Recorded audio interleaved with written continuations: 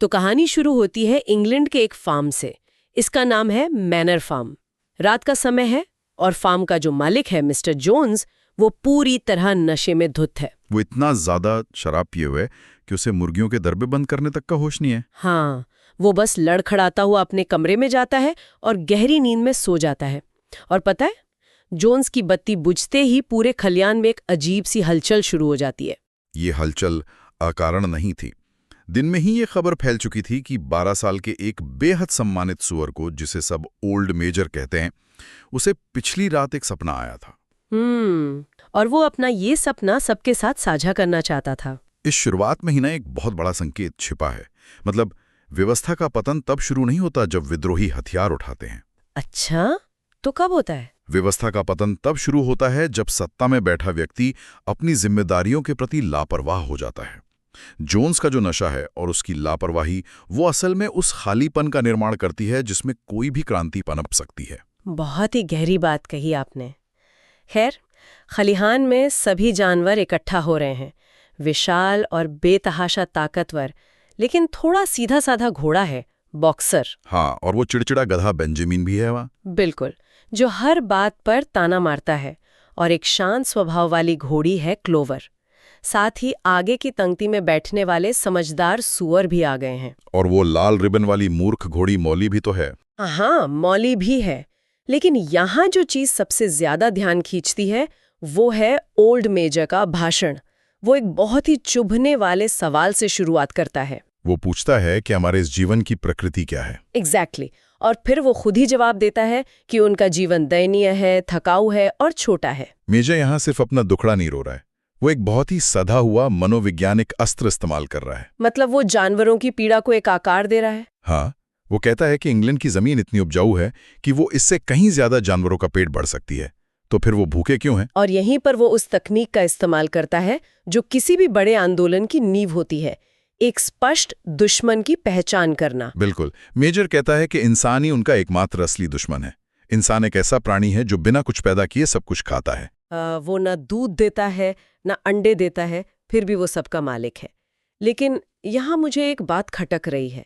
मैं सोच रही थी कि मेजर का ये जो पूरा भाषण है, ये मानव जाति को उखाड़ फेंकने का विचार, ये बहुत ही अमूर्त और दार्शनिक है ना? हाँ, सुनने में तो ऐसा ही लगता है। तो क्या बॉक्सर जैसे सीधे जानवर, जिनका पूरा जीवन सिर्फ शारीरिक मेहनत तक सीमित है, वो इतनी बड़ी वैचारिक क्रांति को सच में समझ पा रहे थे? ये एक बहुत ही अहम सवाल है।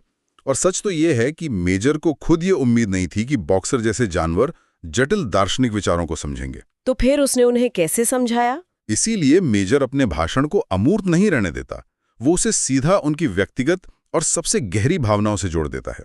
कैसे? वो बॉक्सर की तरफ देखता है और कहता है कि जिस दिन तुम्हारी इन शानदार मांसपेशियों की ताकत खत्म हो जाएगी, जोन्स तुम्हें कसाई के पास भेज देगा और वो कसाई तुम्हारा गला काट देगा। बाप रे! हाँ, तो मेजर यहाँ वैचारिक समझ की नहीं बल्कि अस्तित्व के डर की बात कर रहा है। वो उनमें एक डर और तात्कालिकता पैदा कर रहा है। यानी वो एक ऐसा वैचारिक वायरस छोड़ रहा है जो जानवरों के दिमाग में बस घर कर जाए। और इसी दौरान ना एक बहुत ही दिलचस्प घटना होती है। वो चूहों वाली घटना। हाँ, कुछ जंगली चूहे खलिहान में आते हैं और कुत्ते उन पर हमला करने की कोशिश करते हैं। तो मेजर तुरंत स्थिति को संभालता है और एक नियम स्थापित करने के लिए मतदान करवाता है। वो पूछता है कि क्या जंगली जानवर उनके दोस्त हैं? बिल्कुल, और सर्वसम्मति से तय होता है कि वे कामरेड हैं। इसके बाद मेजर कुछ कड़े नियम तय करता है, जैसे कि कोई जानवर कभी घर में नहीं रहेगा, बिस्तर पर नहीं सोएगा, कपड़े नहीं पहनेगा या शराब नहीं पिएगा। और सबसे अहम बात, कोई जानवर दूसरे जानवर को नहीं मारेगा। इन नियमों को अगर आप ध्यान से देखें ना, तो मेजर सिर्फ ये नहीं बता रहा है कि उन्हें क्या नहीं करना है, बल्कि वो उन्हें एक नई सामूहिक पहचान दे रहा है। वो इंसानी सभ्यता की हर उस चीज को खारिज कर रहा है जो उन्हें बांट सकती है या भ्रष्ट कर सकती है। एग्जैक्टली। और इसके ठीक बाद वो अपने भाषण को एक भावनात्मक चरम पर ले जाता है। वो अपने बचपन का एक भूला हुआ गीत गाता है, बीस्ट्स ऑफ इंग्लैंड। और ये गीत खलिहान में एक जादू सा कर देता है। हाँ, वो सुनहरे भविष्य की बात करता है, जहां कोई कोड़े नहीं होंगे, कोई लगाम नहीं होगी। वो जानवर उस गीत को इतनी जोर से और इतनी बार गाते हैं कि उनका शोर मिस्टर जोन्स को जगा देता है। जोन्स को लगता है कि कोई लोमड़ी आ गई है। वो अपनी बंदूक उठाता है और अंधेरे में गोली चला देता है। Number 6 shot. और पल भर में वो जादुई दुनिया टूट जाती है। हर जानवर डर के मारे अपनी अपनी जगह भागकर सो जाता है। ये यथार्थ का एक बहुत ही क्रूर हस्तक्षेप था। लेकिन वो गोली उस विचार को नहीं मार पाती जो मेजर ने उनके दिमाग में बो दिया था। 3 रात बाद ही ओल्ड मेजर की नींद में शांति से मौत हो जाती है और इसके बाद के जो 3 महीने हैं वो सतह पर बहुत शांत दिखते हैं, लेकिन असल में वो सबसे ज्यादा उथल-पुथल वाले होते हैं, क्योंकि मेजर के जाने से नेतृत्व का एक बहुत बड़ा खालीपन आ गया था। और इस खालीपन को किसने भरा? सूअरों ने। क्योंकि फार्म में उन्हें सबसे बुद्धिमान माना जाता था ना। बिल्कुल। इनमें 3 सबसे प्रमुख चेहरे उभर कर आते हैं। स्नोबॉल, जो फुर्तीला और रचनात्मक है, नेपोलियन, जो थोड़ा कम बोलता है लेकिन अपनी बात मनवाना जानता है, और स्क्विलर, एक ऐसा छोटा और मोटा सुअर जिसके बारे में कहा जाता था कि वो अपनी बातों से काले को सफेद साबित कर सकता है। स्क्विलर का जो किरदार है वो सत्ता के उस तंत्र को दर्शाता है जिसे हम कथा पर नियंत्रण या नैरेटिव कंट्रोल कहते हैं। मतलब शारीरिक ताकत बॉक्सर के पास है, लेकिन स्क्विलर के पास शब्दों की ताकत है। हाँ, और इतिहास गवाह है कि जो शब्दों और कहानी पर नियंत्रण रखता है वो अंततः शारीरिक ताकत को भी अपने इशारों पर नचा सकता है। इन तीनों सूरों ने मिलकर मेजर की शिक्षाओं को एक पूरा वैचारिक ढांचा दे दिया और इसे एनिमलिज्म का नाम दिया। ये कदम मुझे ना आधुनिक राजनीति की बहुत याद दिलाता है। मतलब मेजर का भाषण एक जटिल और लंबा दर्शन था, लेकिन सुअरों ने उसे एनिमलिज्म जैसे एक आसान और आकर्षक शब्द में ढाल दिया। ठीक वैसे ही जैसे आज के समय में जटिल नीतियों को छोटे छोटे नारों में बदल दिया जाता है ताकि आम जनता उसे आसानी से पचा सके। एकदम सही। लेकिन ये इतना आसान नहीं था। शुरुआत में सुअरों को बहुत सी बाधाओं का सामना करना पड़ा। कई जानवरों में जोन्स के प्रति एक अजीब सी वफादारी थी, या कह सकते हैं मूर्खता थी। हाँ, जैसे मौली को ही ले लीजिए। उसे इस बात की चिंता थी कि क्रांति के बाद उसे खाने के लिए चीनी और बालों में बांधने के लिए लाल रिबन मिलेंगे या नहीं। मौली का किरदार उन लोगों का प्रतिनिधित्व करता है जो थोड़ी सी सुख सुविधा के लिए अपनी आजादी का सौदा करने को हमेशा तैयार रहते हैं। स्नोबॉल उसे समझाता भी है कि वे रिबन गुलामी के प्रतीक हैं, लेकिन मौली को ये बात कभी पूरी तरह समझ नहीं आती। पर मुझे लगता है कि सुअरों के सामने सबसे बड़ी मनोवैज्ञानिक बाधा मौली नहीं थी। तो कौन था? मोसेस।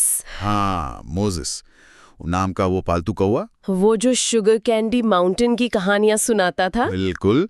वो जानवरों को बताता था कि मरने के बाद वे एक ऐसी जगह जाएंगे जहां हफ्ते के 7 दिन रविवार होता है और झाड़ियों पर चीनी उगती है। ये बहुत ही क्लासिक तरीका है।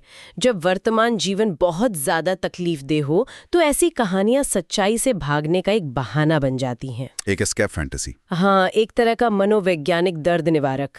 क्योंकि अगर आपको ये यकीन दिला दिया जाए कि मरने के बाद सब कुछ अच्छा होगा, तो आप अपने वर्तमान हालात के खिलाफ कभी विद्रोह करेंगे ही नहीं। सही बात है। तो मैं ये सोच रही थी कि बिना किसी असली सत्ता के सूरों ने इस मनोवैज्ञानिक अफीम का मुकाबला कैसे किया? सूअरों ने एक बहुत ही व्यावहारिक तरीका अपनाया। उन्होंने बॉक्सर और क्लोवर जैसे भरोसेमंद और वफादार घोड़ों का इस्तेमाल किया। अच्छा, वो कैसे? देखिए, ये घोड़े खुद कोई जटिल दर्शन नहीं समझ सकते थे, लेकिन उन्होंने सूअरों को अपना गुरु मान लिया था। तो उन्होंने सूअरों के विचारों को आसान तर्कों में बदलकर बाकी जानवरों तक पहुंचाना शुरू किया। वो उन बुद्धिमान सूरों और अनपढ़ जानवरों के बीच का पुल बन गए। बिल्कुल। और फिर आता है जून का महीना। सब कुछ एक बड़ी घटना की ओर बढ़ रहा है। हाँ, जोन्स एक मुकदमा हारने के बाद हताश हो गया है और उसने बहुत ज्यादा शराब पीनी शुरू कर दिया है। उसके जो आदमी है वो बेईमान है और जानवरों को भूखा छोड़ देते हैं। और फिर आता है मिडसमर ईव का दिन। जोन्स इतना पी लेता है कि वो अगले दिन रविवार दोपहर तक लौट कर सोता रहता है। जानवर बेचारे भूख से तड़प रहे हैं और यहाँ कहानी एक विस्फोटक मोड़ लेती है। ये समझना बहुत जरूरी है कि ये विद्रोह किसी पूर्व नियोजित सैन्य तख्तापलट की तरह नहीं हुआ था। हाँ, ये किसी ऊंचे आदर्श के लिए नहीं था। ये पूरी तरह से एक शारीरिक आवश्यकता का परिणाम था।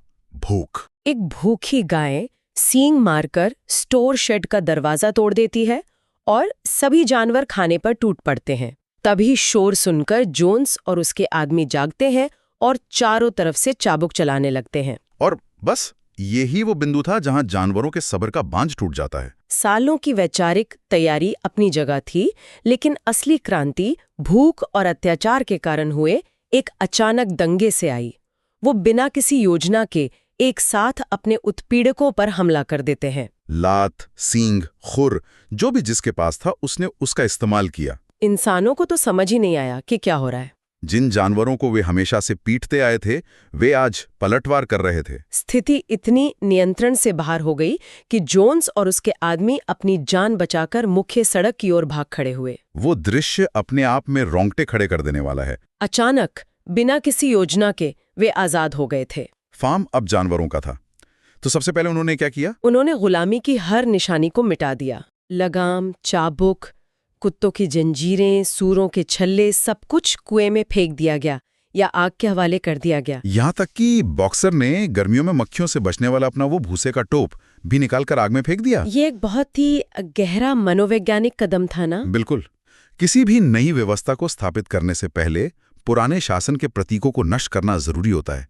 वो सिर्फ चमड़े के पट्टे या लोहे की जंजीरें नहीं जला रहे थे, वे अपनी ही मानसिक गुलामी की बीड़ियां को जला रहे थे। उस रात उन्होंने मकई का दोगुना राशन खाया, बीस्ट ऑफ इंग्लैंड को 7 बार गाया और ऐसी गहरी नींद सोए जैसी वे जीवन में पहले कभी नहीं सोए थे। लेकिन असली कहानी तो अगली सुबह शुरू होती है। हाँ, अगली सुबह जब वे उठते हैं तो दुनिया बदल चुकी होती है। वे अविश्वास और खुशी के साथ अपने फार्म का मुआयना करते हैं। फिर वे डरते डरते जोन्स के फार्म हाउस के अंदर जाते हैं। वहां के आलीशान गद्दे, कालीन और रानी विक्टोरिया की तस्वीर देखकर वे दंग रह जाते हैं। और कभी इसमें नहीं रहेगा। लेकिन कहानी का जो असली राज है वो इसके बाद खुलता है। सुअर आगे आते हैं और बताते हैं कि पिछले 3 महीनों में कूड़े में पड़ी एक पुरानी किताब से उन्होंने पढ़ना और लिखना सीख लिया है। 1 मिनट, ये इस पूरे अध्याय का सबसे महत्वपूर्ण हिस्सा है। मतलब समानता का नियम लागू होने से पहले ही असमानता का बीज बोया जा चुका था। बिल्कुल सही पकड़ा आप। जब बाकी जानवर केवल अपने दिन काट रहे थे, तब सूरों ने गुपचुप तरीके से सत्ता का सबसे ताकतवर हथियार हासिल कर लिया था, साक्षरता। उन्होंने सूचना का एक ऐसा एकाधिकार बना लिया था जो बाकी किसी जानवर के पास नहीं था। और इसी का इस्तेमाल करते हुए स्नोबॉल पेंट ब्रश लेता है और गेट पर लिखे मैनर फार्म को मिटाकर एनिमल फार्म लिख देता है। इसके बाद वे खलिहान की दीवार पर बड़े सफेद अक्षरों में एनिमलिज्म के 7 नियम लिखते हैं। मैं वो नियम पढ़ती हूँ। पहला, 2 पैरों वाला दुश्मन है। दूसरा, 4 पैरों या पंखों वाला दोस्त है। तीसरा, कोई जानवर कपड़े नहीं पहनेगा। चौथा, बिस्तर पर नहीं सोएगा। 5वां, शराब नहीं पिएगा। 6ठा, दूसरे जानवर को नहीं मारेगा। और 7वां और सबसे अहम नियम, सभी जानवर समान हैं। इन नियमों को दीवार पर इतने बड़े अक्षरों में लिखा जाता है कि उन्हें दूर से भी पढ़ा जा सके। सब कुछ एकदम परफेक्ट लग रहा है ना? एक आदर्श समाज की स्थापना हो चुकी है। लेकिन ऑरवेल हमें इस अध्याय के अंत में एक बहुत ही बेचैन करने वाले रहस्यमय मोड़ पर लाकर छोड़ देते हैं, एक क्लिफ हैंगर। तभी 3 गायें रंभाने लगती हैं। उनके थन दूध से भरे हुए थे। तो सुअर तुरंत अपनी समझदारी दिखाते हुए 5 बाल्टियों में उनका दूध निकालते हैं, झागदार ताजा दूध। सभी जानवर उस दूध को बड़ी उत्सुकता से देखते हैं और पूछते हैं कि इसका क्या होगा। और यहीं पर नेपोलियन बाल्टियों के सामने आके खड़ा हो जाता है। वो कहता है कि दूध की चिंता मत करो कैमरेड्स, फसल काटना ज्यादा जरूरी है। स्नोबॉल आगे चलेगा, मैं पीछे से आता हूँ। और वो सीधे साधे जानवर बिना कुछ सोचे समझे खेत में काम करने चले जाते हैं। और जब वे शाम को थके हारे लौटते हैं तो वो सारा दूध रहस्यमयी तरीके से गायब हो चुका होता है। ये कोई साधारण चोरी नहीं थी, ये सत्ता और संसाधनों के पुनर्वितरण का पहला कदम था। ये सच में दिमाग को झकझोर देने वाला है। मतलब क्रांति के पहले ही दिन दीवार पर ताजा ताजा लिखा है कि सभी जानवर समान हैं, लेकिन समाज का वो वर्ग जिसके पास ज्ञान और पढ़ने लिखने की विशेष शक्ति है, वो चुपचाप एक मूल्यवान संसाधन पर नियंत्रण कर लेता है। ये घटना हमें सत्ता के तंत्र के बारे में एक बहुत ही कड़वा सच बताती है। व्यवस्था नहीं बदली है, बस व्यवस्था को चलाने वाले बदल गए हैं। आजादी की उस बेतहाशा खुशी से हम सीधे नए समाज की पहली दरार तक पहुंच गए और ऑरवेल श्रोताओं को ठीक इसी बिंदु पर छोड़ देते हैं, जहां से कहानी एक नया और खतरनाक मोड़ लेने वाली है। तो आज के सफर को हम यही समेटते हैं। और इंस्पिरेशनल और मोटिवेशनल कहानियां सुनने के लिए हमारे YouTube चैनल स्टोरीपुर को सब्सक्राइब करें।